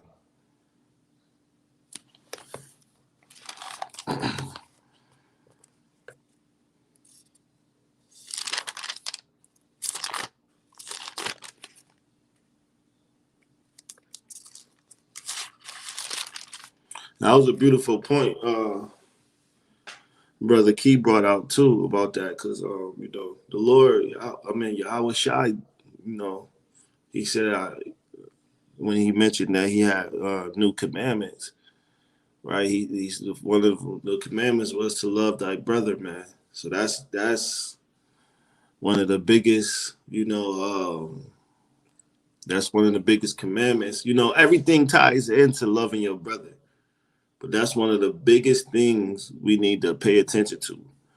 Like he said, if you watching your brother go off, that's not love, because correction is love. Right? So Lagi, he said, Shalom. So none of my family is in the truth but me. My wife not having it at all. He said, how do I deal? Your wife not having it at all. Oh man. All right. So I'm gonna get a precept on that one. Con, I got a quick one. Well, bring it out, King. Con, it's the book of Jeremiah, chapter 3 and verse number 14. And it reads, Turn, O backsliding children, said the Lord, for I am married unto you, and I will take you one of a city and two of a family. Right. So it's a slim chance that a lot of your family members gonna kind of come into this thing. The Lord said He's gonna take of us one of a city and two of a family, right? And it says, and I will bring you to Zion, right? So yeah, just to deal with the first point about you saying about your family, is a slim chance that a lot of your family members are gonna really come into this thing, man. Right. And just to add on, he added on to his question, he said, Salaki, hold on real quick. He said, makes it real hard to teach my boys. I have 3 boys and I want them to know what's up. God. So I'm gonna go into the book of John, chapter 15, verse 19, and it reads, if ye were of the world would love his own. But because ye are not of the world, but I have chosen you out of the world, therefore the world hated you. Right? So you got to understand the world hated Yahweh Shai, right? And there were people that he grew up with that said, oh, this is just Mary's son, right? The scriptures say that a prophet is not welcome in his own home, man. So you must be doing something right, brother. If I was you, I'd keep pushing, because the world, it loves us. You're going to be accepted when you're doing worldly things. But when you step out of that element and you start serving Yahweh Shem Yahweh Shai, you become hated. And we are to be Yahweh, we are to be like Yahweh Shai. So you're doing something right, brother. I would keep pushing, right? You got something, Brother Key? Con. I'm trying to find this one precept. Con, this is what I was looking for right here, right? And it says, it's the book of 1 Corinthians, chapter 7 and verse 12, and it reads, but to the rest speak I, not the Lord. If any brother have a wife that believeth not, so like you said, brother, you got a wife that don't believe. She kind of not dealing with this thing. It says, and she be pleased to dwell with him, let him not put her away. So if your rib kind of still pleased to dwell with you, she might not what could I say? She might not really believe, right, as much as you believe, right? She might not really have faith in this thing, but as long as she be pleased to dwell with you, you say you don't want no damn Christmas tree in the house. She accept that, you know what I'm saying? She's still submissive to your ways, you know what I'm saying? The Lord said, don't put her away.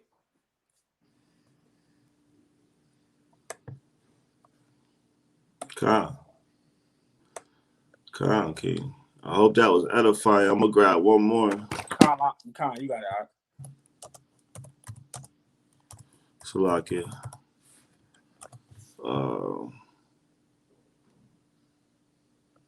what's the I'm trying to get that scripture where it says, "Who is my father? Who is my mother? Those that serve the Lord." Right. I don't even know that gem right here.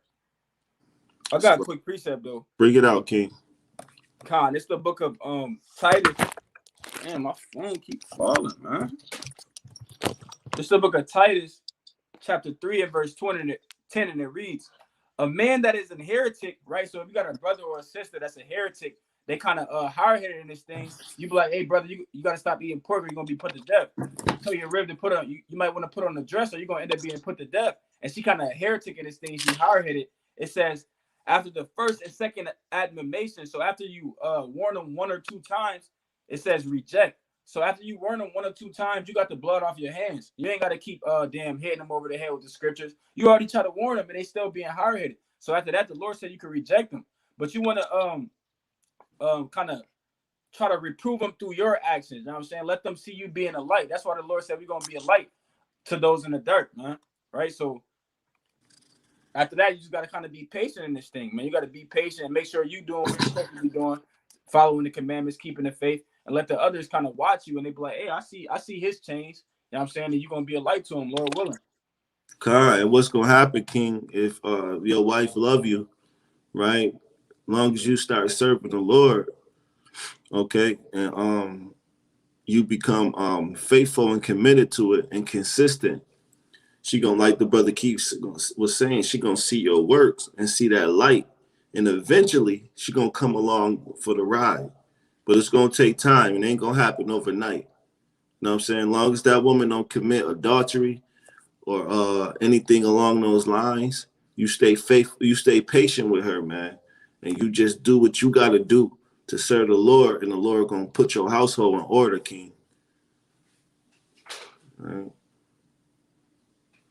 Con, I got one more precept, all right? Con, bring that out, King. Con, so this is the book of Cyrax, chapter 37 and verse 15, and it reads, "Above all this, pray to the Most High God." So, right, above everything we just told you, you want to pray to the Most High God, because ultimately the Lord going to be when you inquire into the Lord, He going to direct your paths in righteousness and in truth, right? And it says that He will direct thy way in truth, right? So above all this, you want to take the counsel, kind of let it ponder in your heart, but you mainly want to pray to the Most High God, and He going to direct your way in truth. Con, and as for all the other people that you're dealing with besides your wife, right? Because your wife is a part of your household.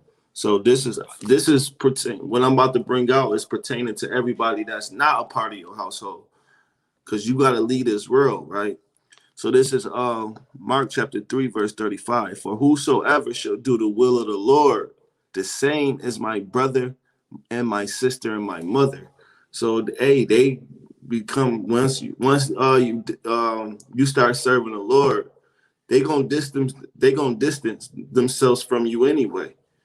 But what's gonna happen is the Lord is gonna replace all of those people that step out of your life with new brothers and sisters that's on the same walk with you, and He gonna double it up. Actually, you may lose 2 or 3 friends out or family members that you close with out in the world, but the Lord is gonna give you 6 or 9, man. That's how the Lord operate, right? So you hang in there, and keep doing the work of the Lord. Anything gonna come together, King. Con, that's a powerful point. I just want to land me back on what you just brought out, right? Mm-hmm. And it's the book of Mark, chapter 6 and verse 3, and it reads, "Is not this the carpenter, the son of Mary?" So this even how they looked at Yahweh Shai. They like, man, like modern day terms. They like, damn, I see this man walk down the block all the time. I live with this man. This my husband, or this my cousin, this my brother, or whatever. It says, "The brother of James and Joseph and of Judah and Simon, and are not his sisters here with us?" And they were offended at him. But check this out. This is what the Lord said. This is what Yahweh Shai said.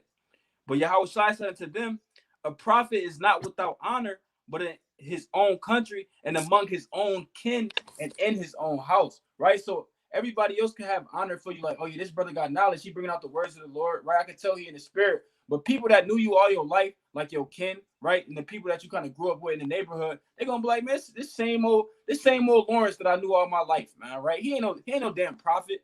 He not a servant of the Lord, man. Right? That's why the Lord said a prophet is without honor when he amongst his own kin or you know what I'm saying, around the people that he kind of grew up with in this thing. So that's to be expected, that they're not going to take you as serious as other people when it comes to being in this truth. That's beautiful. I got a preset real quick to land me back on that. This is Matthew 16, verse 25. For whosoever will save his life shall lose it, and whosoever will lose his life for my sake shall find it. So a part of you saving your life is losing your life. What do I mean by that? You about to lose a bunch of old friends. You about to lose a bunch of the old ways that you used to partake in. But once you separate yourself from all of that, you actually saving yourself. Because like I said before, you're going to adapt to new ways. Those new ways is you reading the Bible, becoming a student, eventually becoming a teacher. You getting new family members. You keeping the high holy days. You traveling more. You're going to see brothers and sisters. All of these things are going to come to you once you just stray away from your old way and stray away from the old people that's in the world, because they gonna be them. They gonna be doing the same stuff, man.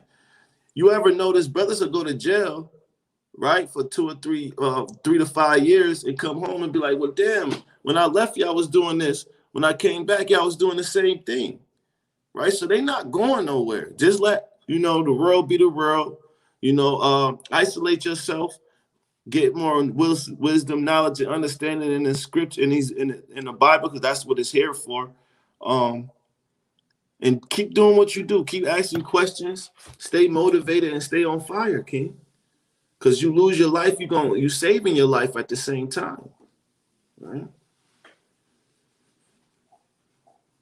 Con, man, that's plain. Lord willing, brothers kind of answered your question, brother. Oh yeah, the brother said con, all praises, right? I got a little more.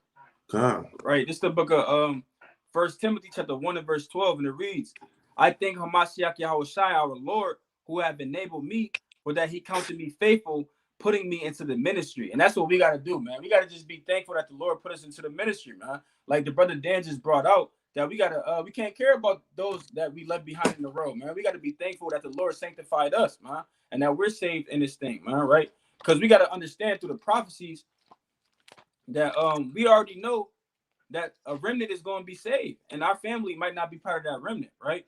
So this is the book of Isaiah chapter 10 and verse 22, and it reads, for though my people Israel be as the sand of the sea, right? So though we're innumerable like the sand of the sea, you kind of can't count every piece of the sand in the sea, right? And it says, yet a remnant of them shall return. The consumption decree shall overflow with righteousness, right? So you got to just be thankful that the Lord brought you into this thing and that you're sanctified in the spirit of the Lord. And you can't really worry too much about the remnant. It's a precept like that in Ezra's too, like don't worry about those that's going to perish or something like that. But that's the spirit. Oh you be in, man. Yeah, that's the spirit. I got a you're right. I got a precept. Now I got one in the book of Cyrox. You just just gave me an idea. If you don't mind, or you still have more? No, you got it, King. Okay, Khan. This is Cyrox chapter 16, verse 1. Desire not the multitude of unprofitable children, neither delight in ungodly sons. So don't worry about them, because the Lord said, guess what? It's they unprofitable children, right? Verse 2, though they multiply, rejoice not in them, except the fear of the Lord be with them, right? Trust not thou in thy life, in their life. So don't trust your life with theirs, right? Neither respect their multitude, for one that is just is better than 1,000. So you getting yourself around one brother that's in this truth, the Lord said that one brother is better than all 1,000 people you just threw away out your life. And better is it to die without children than to have them that are ungodly. So you want to get your life in order, your household in order, because the Lord said it's better that you had no children than to bring children in this world and to raise them ungodly, right? Verse 4, for by one that has understanding shall the city be replenished. So by one man, you can be that one man in your city, brother, that you can replenish the whole city, right? By for one that has understanding shall the city be replenished. But the kindred of the wicked should speedily be desolate. And they're going to keep getting killed after the late night clubs. They're going to keep getting hit with drive-bys. Our babies going to continue to be in abortion clinics. Our women still going to be shooting up needles, getting high, popping pills. They're going to still be doing the same thing, man. And they're going to be getting dealt with speedily, man. Right? Verse 5, Salakia, verse 5. Many such things have I seen with my eyes, and my ears have heard greater things than these. In the congregation of the ungodly shall a fire be kindled. So the Lord is pissed off with those people too. So it's a beautiful thing, like the brother Keith said, that you were separated and brought into that remnant, because the Lord's fire is kindled. And in a rebellious nation, wrath is set on fire. He has not pacified towards the old giants, which is us, because we are the angels that fell from we are them high statute men that fell from being high statute to, those people that are destroyed for lack of knowledge, right? Has fallen away in the strength of their foolishness. So all those men that you are getting ready to leave, they're foolish. They don't have the light and wisdom. You were chosen out of the bunch to be that man of wisdom. So that's a beautiful thing, man. Right? So if you got something, you can bring it on now. The brother brought out another question. He said, so my boys are twins, are 4 and the other is 5. If I'm not able to teach them, won't that be on me? I got a quick precept. Bring that out, King. I would say you definitely want to make it your responsibility to teach your children. Like, that's me speaking as a man, right? And this is the book of Cyrox, chapter 11 to verse 28, and it reads, judge none blessed before his death, for a man shall be known in his children, right? So the Lord said a man is known in his children, right? So that's plain. Like, you definitely want to be there to teach your children, because when people see your children, they're going to think, through your children, you're known. So if people see your children following the commandments, they're like, oh, his father must have been a commandment keeper and kept the faith. If brothers see your children kind of being wicked, they're going to be like, oh, his father must have been wicked. The Lord said a man shall be known in his children. Right? You got it out. This is the book of Proverbs, chapter 22, right? A classic. Right? It's the book of Proverbs, chapter 22, verse 6. Train up a child in the way he shall go, and when he is old, he will not depart from it. So you got to train up these kids in the way they should go. The Lord gave you that wisdom, maybe to be able to pass it down to these kids, man. Right? So, yeah, brother, you got to kind of teach them. Let me get that real quick. This is Deuteronomy chapter 6. Right? Chapter 6, verse 7. And thou shalt teach them diligently. And thou shalt teach them diligently unto thy children. Salaki, I'm going to start at verse 6. And these words which I commanded thee this day shall be in thy heart. Right? Because the Lord was letting Israel know that these words, these commandments should be in your heart, right? Verse 7. And thou shalt teach them diligently unto thy children, and shalt talk of them when thou sittest in thy house, and when thou walkest by the way, and when thou layest down, and when thou risest up. So all day long, you're supposed to be teaching them. You're supposed to be demonstrating in it. You're supposed to be their role model, right? You are bringing these kids up. Like, you see, when you had to probably learn the truth later on in life, you had to pretty much be saved out of the damnation that you was participating in. You got a chance to elevate your children right into this thing without them even having to go through this damnation that you have witnessed. Because the scriptures say you train a child up in the way they should go, they'll never depart. So this knowledge will always stick with them. You saving their life, man. Right?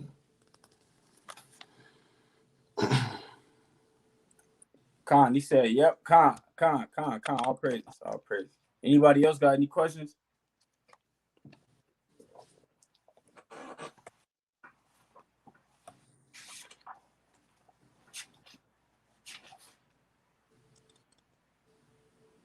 Khan, I got a quick precept just to add on to it. Khan. It's the book of Cyrax, chapter 30 and verse 1. He that loveth his son causeth him often to feel the rod, that he may have joy of him in the end. Right? So the Lord said, he that loveth his son, they're going to cause him to feel the rod, that he may have joy of them in the end. Right? And that's plain. Verse 2, and it reads, he that chastiseth his son shall have joy in him, and shall rejoice of him among his acquaintance. Right? You're going to be able to rejoice in your son when you chastise him and you raise him up in the commandments of the Lord. Right? And it says, he that teacheth his son grieveth the enemy. Right, because when you teach your son Esau and just the wicked in general, right, these other nations, they're gonna be grieved, man. They're gonna be like, man, this man know he an Israelite, right? And he kind of being raised in the commandments of the Lord. That's gonna grieve the enemy, right? And it says, and before his friends he shall rejoice of him. And now when you're amongst your brethren, you're gonna rejoice in your son. Like, you see my son kind of waxing mighty. He kind of know the precepts. He kind of know what's going on, man. You're gonna rejoice in your son. And it says, though his father died, yet he as though he were not dead, for he have left one behind that is like himself, right? And that's plain, huh? God, I got a few. This is 3 John chapter 4. I have no greater joy than to hear that my children walk in truth. So you teaching them this truth, man. You bringing joy into the Lord, man. This is Proverbs 29 verse 17. Correct thy son. How do you correct your son? By dealing with him through the precepts, through the law, because you're giving him wisdom. You can whoop his ass. You can whoop him on the side, but really what's going to stick with him is you teaching him this law and giving him this wisdom, knowledge, and understanding. Correct thy son, and he will give thee rest. So you ain't going to have to worry about much as he grow, because you've been correcting him at an early age, and you'll be able to rest. Yea, he shall give delight into thy soul. You don't want your son to grow up and not know this knowledge, and he gonna be, man, rebellious against you and giving you a bad name. When you got the chance to correct him now, teach him everything that you know, and you gonna delight and be a proud father. This is Psalms chapter 78 verse 6, that the generation to come might know them. So us clamping down on these children now, they're going to know the commandments by us being serious and committed, right? Even the children which shall be born who shall arise and declare them to their children. So you teaching them this good way is going to stick with them, and they're going to teach their children. And that's the way the Lord wanted to be. Deuteronomy chapter 5 verse 29.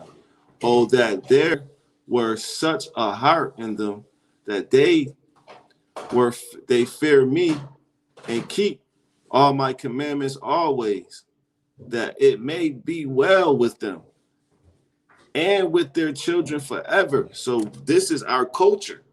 You teaching them this, it's going to stay in their heart and their mind, and it's going to get passed through generation through generation. This is very important that we get them young, because you never know. Esau might try something and try to get us older ones out the way. Who going to carry this thing on? The children, man. Right? So with that, I'm going to yield. Kind of. Any of the brothers or sisters on here got any more questions?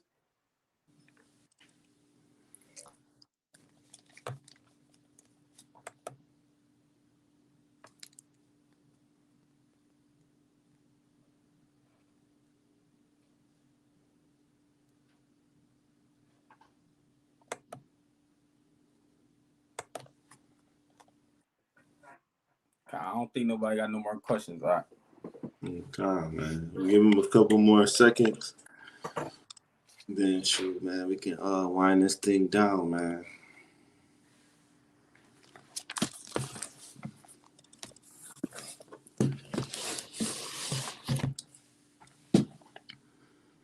Brother Gabar getting busy, man. Teaching 2 classes at once. Oh, praises, man.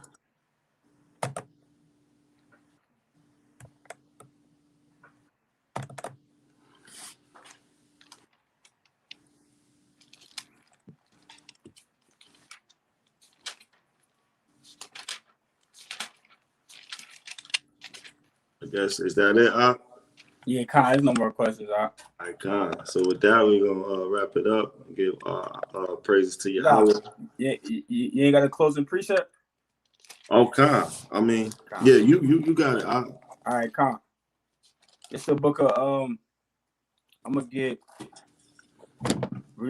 Revelation chapter 3 and verse 3, and it reads, "Remember therefore how thou hast received and heard," right? So you want to remember this knowledge that you received from the Lord, right? And it says, "And hold fast," right? Salakia, right? So the Lord said, "Hold it fast." You don't want to let this thing out of your hands, man. Right? You don't want to let this thing go on one ear and out of the other. Salakia, I don't know what happened. I'm still on here. All right, Counsel. Con, you good? I'm reading again from the top. Revelation 3:3. "Remember therefore how thou hast received and heard, and hold fast and repent." Right? So hold fast into this knowledge, into this understanding that you received through the Spirit, and repent, man. Repent daily in this thing. "If therefore thou shalt not watch, right, I will come upon thee as a thief." Right? So the Lord said, if we ain't watching for the times, right? We ain't watching for the prophecies. He gonna come upon us as a thief, man. "And thou shalt not know what hour I will come upon thee." So we got to make sure we watch it in these last days, man. Right? And I'm gonna get one more. It's the book of Matthew, one of my favorite precepts. Matthew chapter 24. In verse, we're gonna start from 42, and it reads, "Watch therefore, for you know not what hour your Lord doeth come," right? "But know this, that if the good man of the house had known in what watch the thief would come, he would have watched and would not have suffered his house to be broken upon." Right? And we want to be that good man that's watching for the Lord, for the Lord's return, man. Right? So that way our house is not broken down. And that's our house on the spiritual level, which would be our body, our temple, right? And that could also be our physical house, man. Right? The Lord could overthrow our house if we're not watching and continue to walk in the commandments and in the faith. Right? And it says, "Therefore be ye also ready, for in such an hour as you think not, the Son of Man cometh. Who then is a faithful and wise servant, whom his Lord hath made ruler over his household, to give them meat in due season," right? "Blessed is that servant whom his Lord, when he cometh, shall find so doing," right? So you want to let the Lord, when he return, find you walking in the commandments, find you walking in the faith of Yahweh Shai. You don't want to be in the matters of wickedness when the Lord return, man. Right? And it says, "Verily I say unto you, that he shall make him ruler over all his goods," and you're going to inherit the kingdom of heaven, man, as the Lord find you doing, right? And walking in righteousness. Verse 48. But if that evil servant shall say in his heart, my Lord delayeth his coming," right? So you don't want to say, man, what's taking Yahweh Shai so long, man? I thought the Lord was supposed to been come back, man. I'm about to go back into the realm. I don't believe in Yahweh Shai no more. I thought he was been coming back, man. Right? So it says, "But if that evil servant shall say in his heart, my Lord delayeth his coming, and so begin to smite his fellow servants and to eat and drink with the drunken," right? Because you got brothers that do that. They kind of they be like, "How should I taking too long, man? I'm about to go back into the world." And then they start to smite their fellow servants. The brothers they used to do the work with, they used to believe the same thing them brothers believe. They start going against them, wanting to debate them and tell them what they got is false. You understand? Tell them they're not in the truth, right? And it says, and to eat and drink with the drunken. And we understand that being drunken on the spiritual level is to be drunken with the doctrines of Babylon and just other doctrines that's contrary to the Lord, right? And it says, "The Lord of that servant shall come in the day when he looketh not for him." So in that day when you back in the real and you're not thinking about the Lord no more, you stop watching, you went back into the real and all matters of wickedness. It says, "And in the hour that he is not aware of, and shall cut him asunder, and appoint him his portion with the hypocrites, there shall be weeping and gnashing of teeth," right? So we don't want to be that servant that say Yahweh Shai taking too long and start going against our brothers in this thing, man. We want to continue watching into the end, because the Lord said in Matthew 24:13, "Those who endure unto the end, the same shall be saved," man. You got it, Doc. Con, I'm gonna just end it with Matthew 6:33.